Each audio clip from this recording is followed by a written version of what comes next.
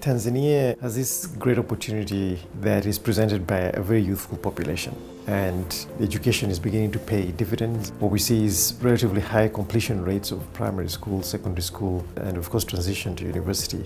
But it's also beset by the same problems of very low levels of formal employment. You have over 50% of young people who have expressed an interest in entrepreneurship.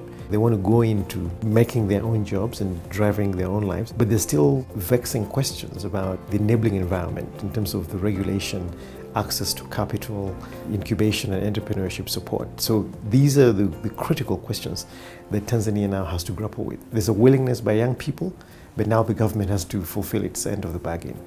The theme for this scale in Tanzania still kind of resonates very broadly with the theme in Uganda. Basically, how do we identify and celebrate young entrepreneurs?